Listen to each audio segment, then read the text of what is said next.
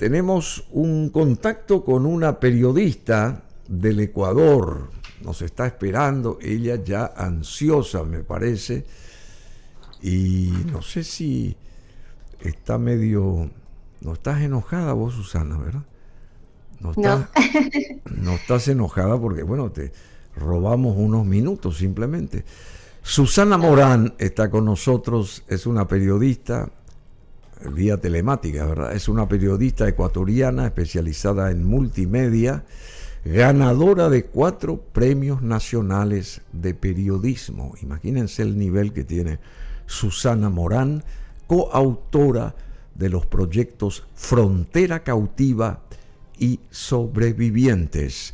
Finalistas estos trabajos en los premios Gabo y Latam Digital Media del año 2019 respectivamente. Y trabaja Susana Morán en la revista Plan V desde el año 2017 y es presidenta de la Fundación de Periodistas Sin Cadenas, dedicada esta fundación a promover el periodismo de investigación y la defensa de la libertad de prensa y expresión.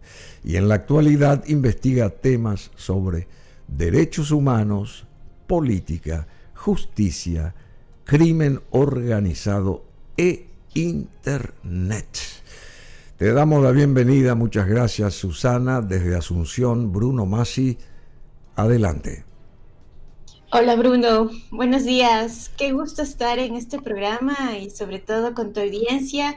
Creo que es la primera vez que estoy en un programa de tu país, así que un Sí. honor muy grande para mí. Bueno, pero vos sabés que hoy la tecnología hace que estés en todo el mundo, porque si bien este es un canal de televisión y es una radio digital, pero expanden esto que estamos haciendo a todo el planeta. Y tenemos nuestros canales acá internos, el 21 de Tigo TV Educanal y 27 Copaco IPTV para toda nuestra geografía. Bueno, Susana Morán, ¿cómo está el Ecuador hoy? ¿Se tranquilizó algo el Ecuador? Porque hace poco asesinaron a un candidato, creo que también, ¿eh? Un diputado, Sí. y antes mataron a un candidato a presidente, y después la milicia del actual gobierno entró así con toda su fortaleza a la Embajada de México abruptamente en una zona donde se supone es territorio de un país amigo, ¿verdad? Eh, ¿Cómo está el Ecuador? A ver, desde tu óptica para romper el hielo simplemente, ¿cómo te estás lo que sucede en el Ecuador hoy? Bueno, podría decir que estamos en permanente incertidumbre, ¿sí? No estamos en un estado de calma, de tranquilidad o pues de decir que las cosas marchan bien. Sino que cada día hay alguna situación que nos sorprende y que, como tú has mencionado, uno de los hechos violentos que ha marcado las últimas semanas ha sido el asesinato de un legislador suplente Mm. de la Asamblea Nacional y de su esposa en un acto público. La fiscalía y las autoridades están investigando pues el origen y las motivaciones de este crimen, pero estos asesinatos se suman a los que ya hemos vivido de manera frecuente en el año 2023 y este mismo año. Solo para comentarte que ya llevamos solo entre enero y junio de este año 3 alcaldes asesinados, ¿Así? 2 de ellos solo con diferencia de 24 horas, el asesinato del uno al otro. Y todos estos crímenes que te menciono están todavía en investigación, es decir, no sabemos cuáles son las motivaciones y demás, pero evidentemente esto está conectado al contexto de alta violencia que está viviendo Ecuador. Solo para poner un rápido contexto para tu audiencia. Ecuador en el año 2023 se ubicó como el país más violento de América Latina, según cifras y según la recopilación que hizo Inside Crime, que es digamos, una organización periodística que hace este levantamiento y estos análisis. Entonces, llegar así en menos de 3 años a los primeros lugares de la violencia en un continente, en una región como es América Latina, siendo América Latina la región más violenta del mundo, creo que dice muchísimo de lo que está sucediendo en Ecuador. Ecuador es uno de los países más pequeños de América Latina. Sí. Te voy a disculparme que te interrumpa un minuto, pero es muy cierto lo que decís. No sabía que era la región más violenta del mundo, esta del sur de América, no sabía, pero ahora por supuesto que creo lo que estás diciendo, porque se vivencian estas historias en distintos países, ¿verdad? Sobre todo ahí en el Ecuador, sus cárceles, hay mucho amotinamiento de tanto en tanto, mucha gente que fallece ahí internamente. Te hago una consulta. Este presidente Noboa, desde que asumió, ¿cómo cae a la población de su país, del Ecuador? ¿La gente lo quiere, lo respalda a Noboa o no? En este momento tiene una popularidad, digamos, que ha llamado mucho la atención al ser un político, bueno, no es un político nuevo como se lo quiere vender, porque su padre durante 3 o 4 ocasiones intentó llegar a la presidencia. Su padre es un poderoso empresario bananero de Ecuador, es parte de uno de los grupos económicos más fuertes, más poderosos del país. Y él ha estado, pues, imagínate, casi como 4 por 5, 20, entre 15, 20 años intentando llegar a la presidencia, nunca lo logró. Y es su hijo quien en la primera candidatura logra llegar de manera de sorpresa para todos a la presidencia, ¿no? En un contexto además muy particular en Ecuador, ¿no? Porque esta presidencia no tiene el periodo normal de 4 años, sino que va a completar el periodo del expresidente Guillermo Lasso, quien convocó a una figura muy curiosa que tenemos aquí en Ecuador, que se llama la muerte cruzada, que se aplica cuando el presidente llama a elecciones anticipadas y al mismo tiempo disuelve la asamblea. Un año y 4 meses tiene de tiempo este actual presidente, tengo entendido. Sí. ¿Es así? Ahora un poco menos, porque ya las elecciones son en febrero del año que viene.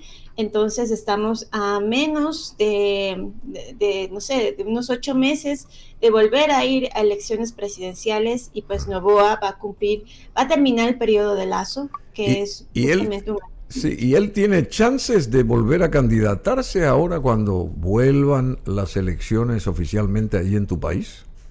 De hecho, ya está trabajando para su candidatura, ya está haciendo campaña. Y eso fue muy evidente en el informe a la Nación que dio en mayo pasado, el 24 de mayo, que como todos los años los presidentes dan su informe a la Nación.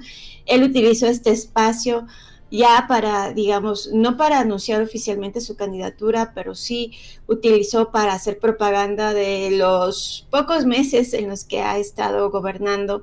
Y pues fue un discurso que dejó muchas deudas, porque fue más, utilizó mucho para presentar propaganda, es decir, publicidad de 2-3 minutos en un discurso que duró 15 minutos. Entonces, prácticamente el presidente no habló, pero sí lanzó piezas comunicacionales para alabar, digamos, los resultados de su gobierno, que han sido además resultados muy cuestionados, ¿no? Que sus cifras han sido puestas en dudas sobre los resultados en varias áreas, y evidentemente en el tema de seguridad.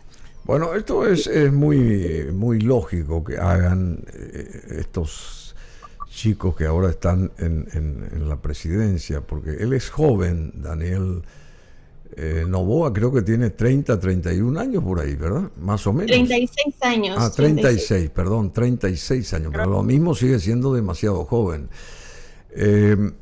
Y ¿cómo él se relaciona? O sea, ¿cómo relaciona el Ecuador, él, Noboa, con sus países vecinos, digamos?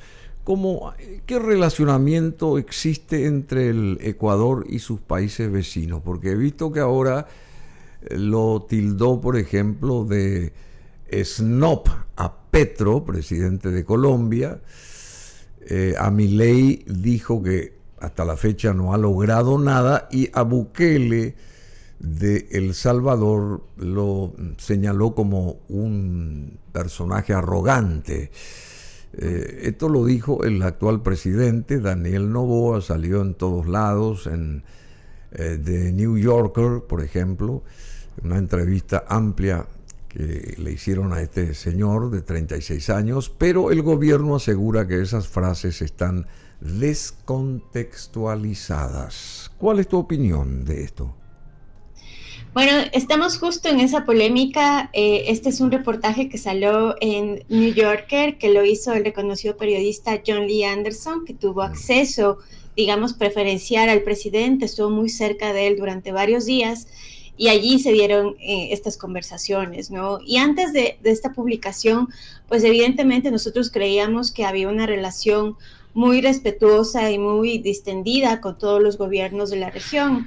Hace poco el presidente Daniel Noboa estuvo en la posesión de Bukele en El Salvador, fue uno de sus invitados, y en la campaña y meses previos, Noboa se mostró, digamos, como a favor de las políticas de seguridad de Bukele. De hecho, algunas de ellas las acogió y las incluyó como parte de sus ofrecimientos de campaña, y ahora está, por ejemplo, ya empezando a construir unas cárceles bajo la misma lógica o mismo modelo que ha popularizado Bukele durante su mandato, ¿no? Con todos los problemas que eso también tiene detrás.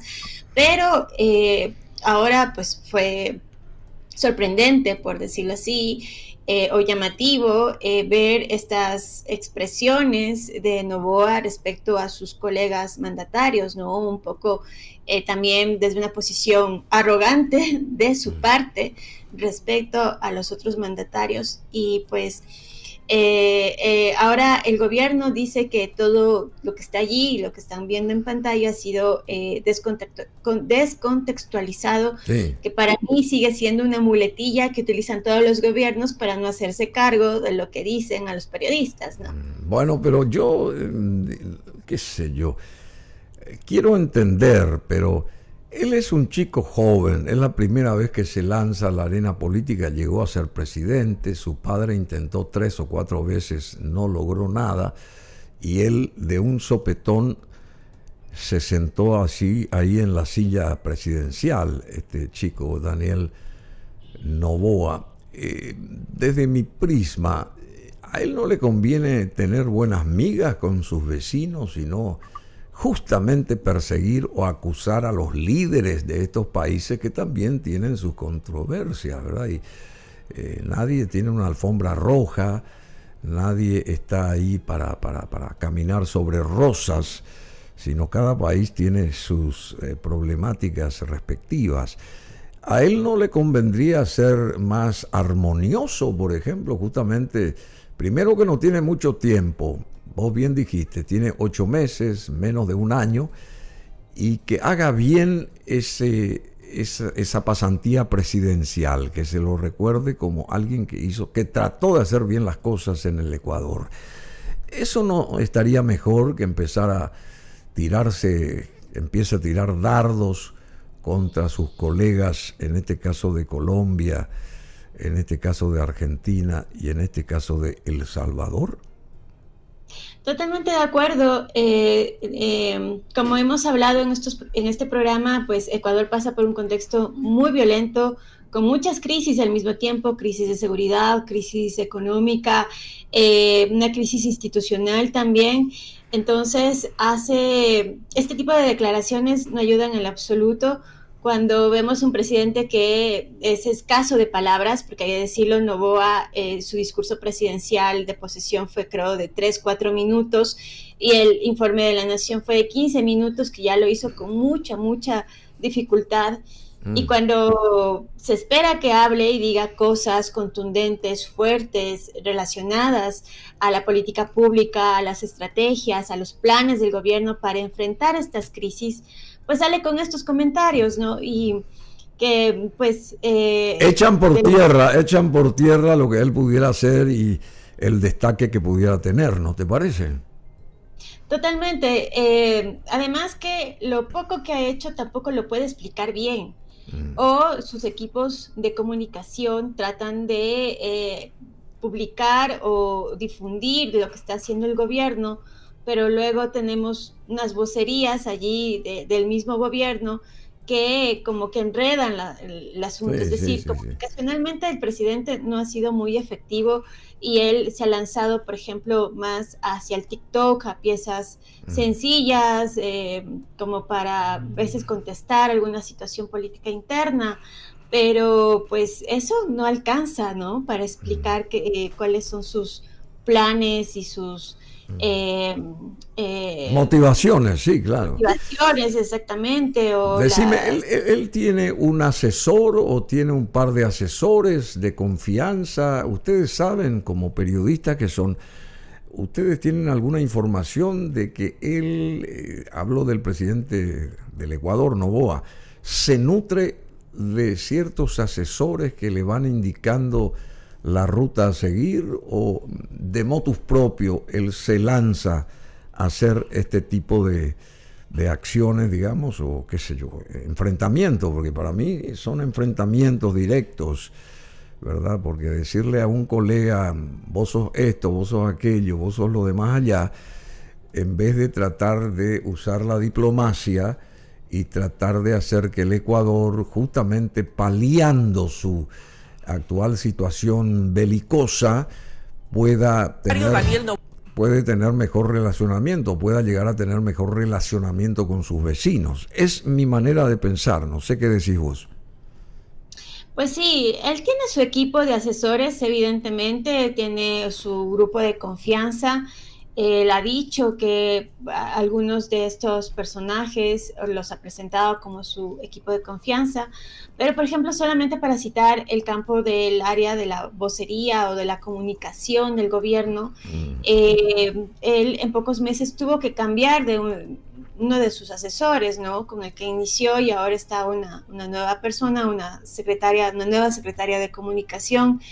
Y ahí ya se muestra un poco la debilidad que él tiene, o la dificultad que existe dentro del gobierno para hacer una comunicación mucho más efectiva, que vaya más allá del TikTok, insisto. O sea, el TikTok no puede ser una plataforma para explicar al país las decisiones de un gobierno.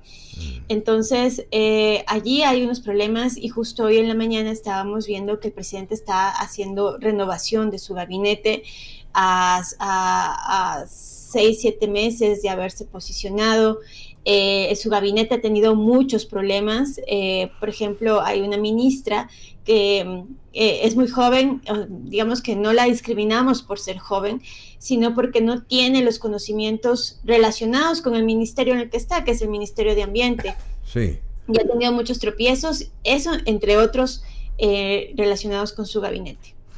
Bueno, querida Susana Morán, estamos con esta profesional del periodismo de origen ecuatoriano, especializada ella en multimedia, ganadora de varios premios, sabe mucho, y para nosotros es un alto honor habernos podido conectar con ella, y esperemos que no sea la primera y única conversación que tengamos, ¿verdad? Que vamos a estar más estrechamente vinculados, porque el Ecuador siempre llama la atención, y también de acá podemos nutrirles a ustedes sobre un montón de hechos que también suceden acá, por supuesto.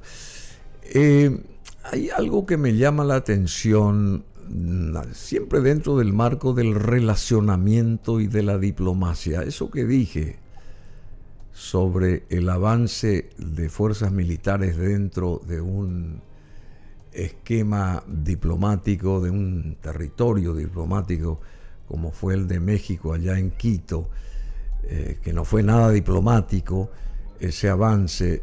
¿Cómo están las relaciones entre México y Ecuador, Ecuador y México? Y ahora estamos ante la asunción de la primera mujer presidente o presidenta allá en México, justamente. Desde tu óptica, ¿cómo está ese relacionamiento entre tu país y México? Bueno, las relaciones siguen rotas, ¿sí? Y parece que con la nueva presidenta mexicana esto va a continuar así. De hecho, así lo ha expresado hace pocos días, que no va a cambiar su decisión de ruptura de relaciones con Ecuador. Y tanto es así que ya una embajada, una delegación diplomática amiga, me parece que Suiza, Sí, la que se va a encargar de intermediar. intermediar Sí. exactamente y de vigilar los bienes que tiene México en su embajada, ¿no? Entonces esto parece que va a tomar un tiempo todavía.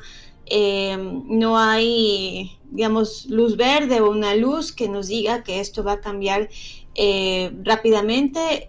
Lo que sí yo lamento, y obviamente pues es la primera vez que tenemos un incidente así con México, con un ingreso tan abrupto a la embajada, que esto obviamente es cuestionable desde cualquier punto de vista, Bueno, pero es... ahí tenemos imágenes de lo que fue ese ataque, ese avance, el ingreso de militares del gobierno de Noboa a la sede de la representación diplomática mexicana. Y como bien decía Susana Morán, Suiza se convertirá en el país intermediario para que México y Ecuador mantengan un mínimo de cooperación consular, porque como bien dijo nuestra colega periodista Susana Morán, desde Quito están rotas las relaciones entre Ecuador y México, México-Ecuador. Las relaciones diplomáticas entre ambos países continúan absolutamente rotas tras el asalto a la embajada mexicana en Quito para arrestar a Jorge Glass, y ambos países presentaron demandas mutuas en la Corte Internacional, Corte Internacional de Justicia. ¿Y qué dijo la presidenta que asumió recién, digamos, la presidenta electa de México? Dijo que ella, tengo entendido, me corregís, dijo que ella estaba esperando unas disculpas del gobierno de Ecuador para tratar de enderezar de vuelta ese relacionamiento. Es eso lo que dijo esta presidenta, ¿verdad? Sí, así es. En el caso de Ecuador lo veo muy difícil por el carácter y por la personalidad del presidente Noboa. Él y todo su gobierno ha sostenido que esta fue una medida, digamos, que sí ha sido de última instancia o una medida, digamos, ya eminente ante la posible fuga del ex vicepresidente Jorge Glass, quien, recordemos, él está sentenciado, tiene varias causas penales en Ecuador y está siendo investigado por otra relacionado con corrupción. Entonces, el gobierno ha sido insistente en decir que esta persona no es un perseguido político, sino una persona que ha cometido delitos comunes y por lo tanto debe rendir cuentas a la justicia. Esa ha sido la justificación del gobierno ecuatoriano para este ingreso abrupto y violento a la Embajada de México. Y en ese escenario, pues yo veo muy difícil que el gobierno ecuatoriano pues dé marcha atrás, ¿sí? Obviamente, pues en Ecuador la incertidumbre, como decía, es nuestra marca y podría pasar cualquier otra cosa, pero en este momento al menos no hay una señal de Ecuador en una disculpa o de, digamos, retractarse de esta decisión. Sí. Decime, ¿y qué dice la ciudadanía respecto a este hecho, a este avance así abrupto de las fuerzas militares en una sede diplomática, ¿verdad? Porque se supone que las sedes diplomáticas están resguardadas, son las representaciones de los países amigos en suelo ecuatoriano, inviolables las sedes diplomáticas. ¿Y qué dice la gente de la calle? ¿O qué dijo? Porque ya pasó bastante tiempo y vos pudiste auscultar seguramente el sentir de cientos o miles de ecuatorianos o de quiteños, qué sé yo.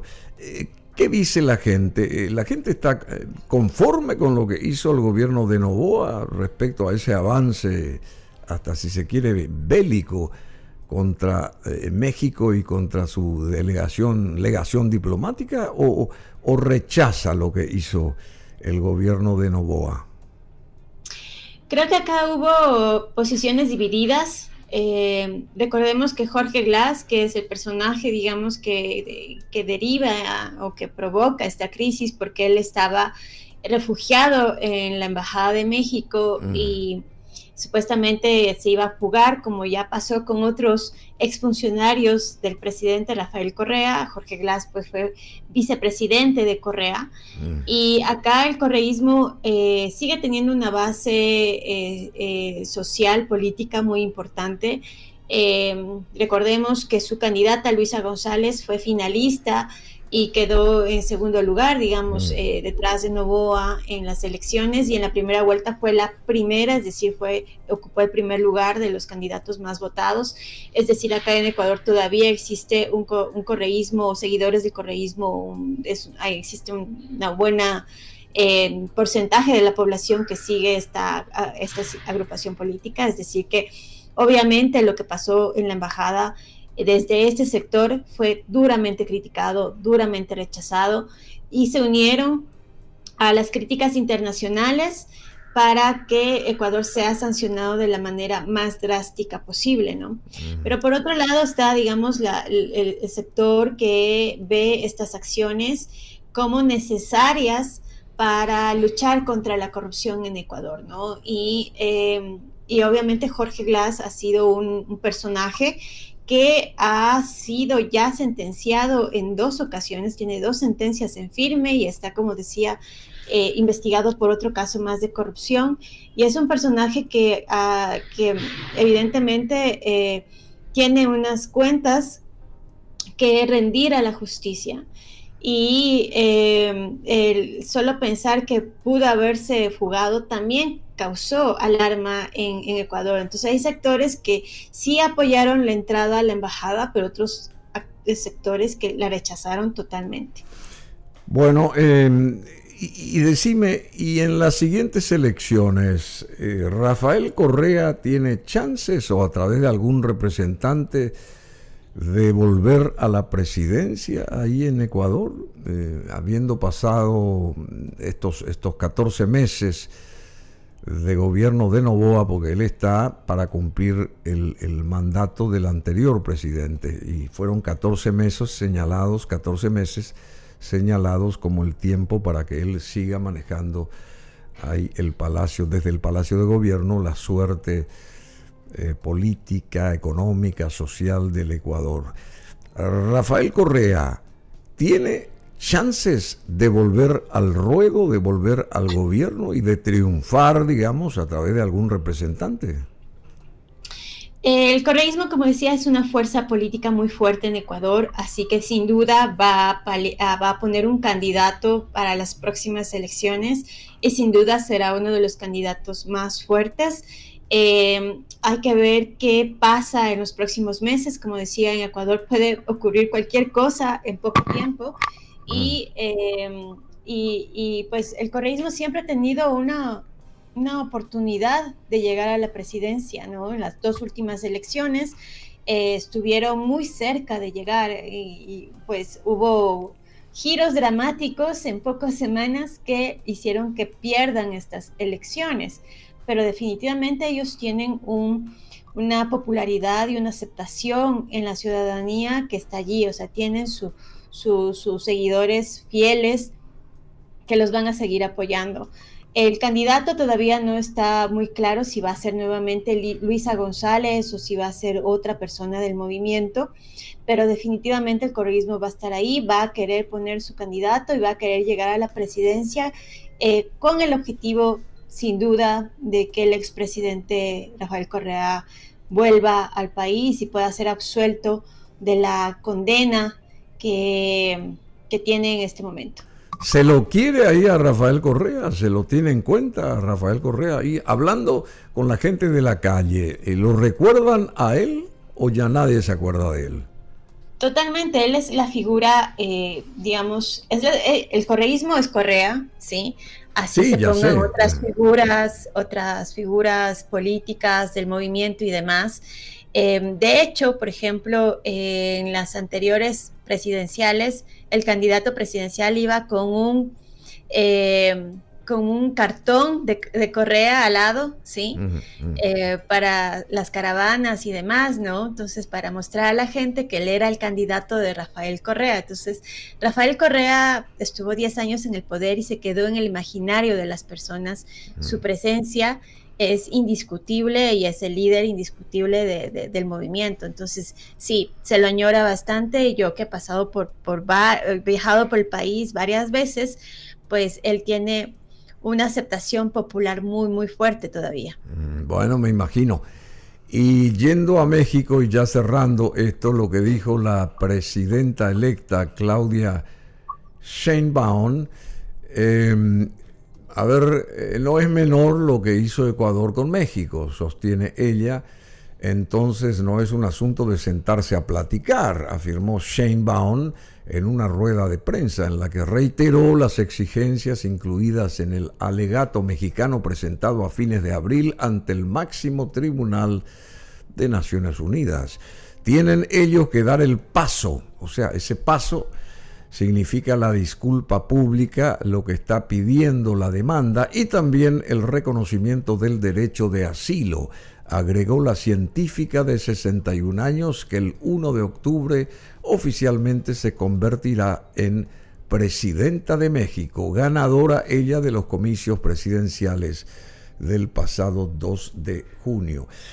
¿Se va a dar ese brazo, Ecuador va a dar el brazo a torcer o siguen las cosas así muy, digamos, tirantes, según vos? ¿Va a seguir esta cosa así? ¿Esta situación va a seguir así muy tirante, muy, qué sé yo, díscola, si se quiere? No sé cómo es, porque es una cuestión extrañísima lo que pasó.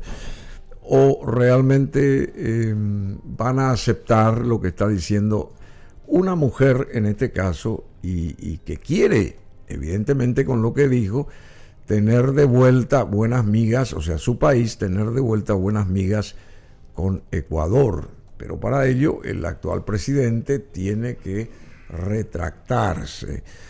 Y vos que tenés un tercer ojo como periodista, Susana Morán, vos decís que este señor va, digamos, a llegar a un consenso, a un término medio, a una cuestión saludable para beneficio de ambos países.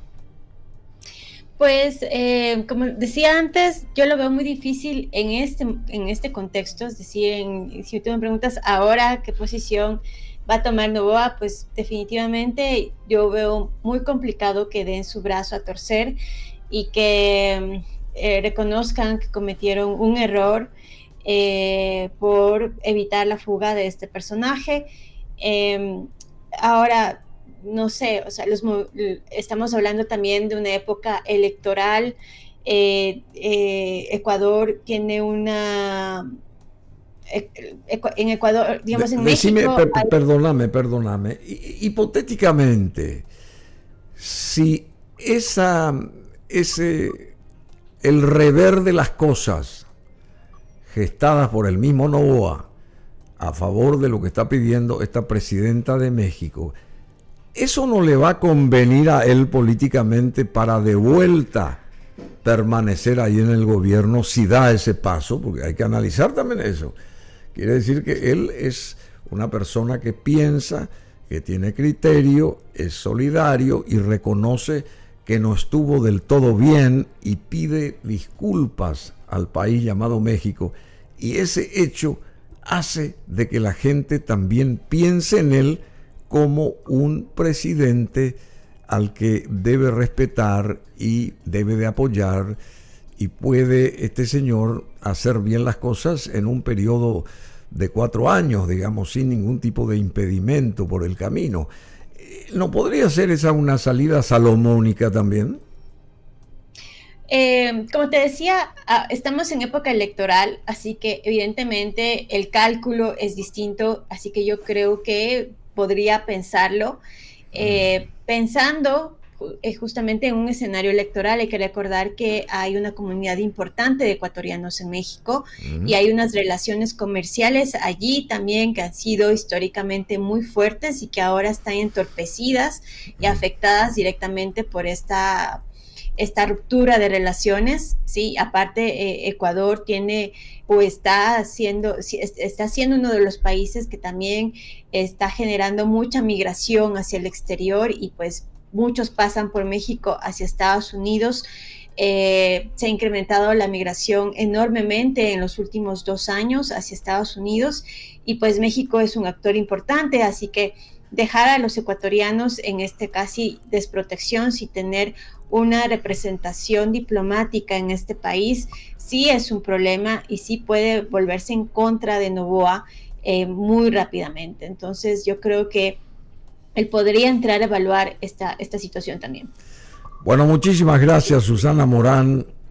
Un gran privilegio el nuestro de poder haber estado en contacto contigo telemáticamente, con la querida República del Ecuador. Tenemos buenas migas acá con los diplomáticos ecuatorianos y amigos también de origen ecuatoriano que viven acá en Asunción, que son ecuatorianos paraguayos, inclusive muchos de ellos.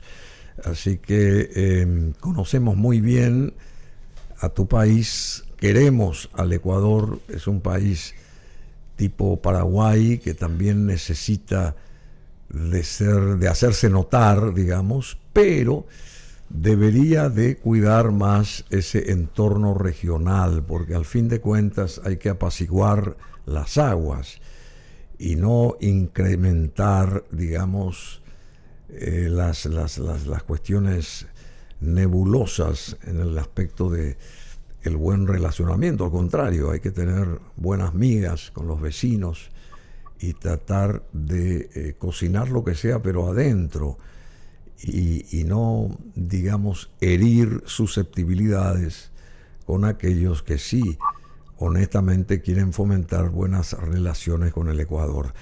Esperemos que este presidente, Daniel Noboa, analice esto que dije, porque puede ser interesante también, porque a nadie le cuesta pedir perdón, por ejemplo, una disculpa, aunque es la palabra más difícil, según Elton John, por ejemplo, ¿verdad? Es muy difícil pedir perdón, pero qué lindo es pedir perdón, porque ese pedir perdón o el hecho de perdonarme, o nos perdonan ustedes, hermanos mexicanos, vamos a tratar que nunca más suceda un hecho así. Eso lo va a vanagloriar a este señor, y es más, como bien te dije, hipotéticamente lo puede ayudar para que vuelva a constituirse en la máxima figura ahí en la política de tu país. Es lo que yo pienso, no sé, estaré errado o lo que sea, pero no soy nadie, soy simplemente un paraguayo periodista que está acá del otro lado del cristal, pero es simplemente deseando lo mejor para ustedes, para cada uno de los ecuatorianos, que vuelvo a insistir, queremos mucho al Ecuador, a su gente, y bueno, y hay cosas por venir que tienen que ser mucho más positivas y tenidas en cuenta, porque la hermandad es todo acá. No podemos poner palos en la rueda para cualquier cosa, al contrario, hay que evitar esos palos en la rueda y hay que sellar la amistad y bregar por la misma. Muchas gracias, Susana Morán, muchas gracias. Gracias, Bruno, a ustedes por la invitación. Un honor.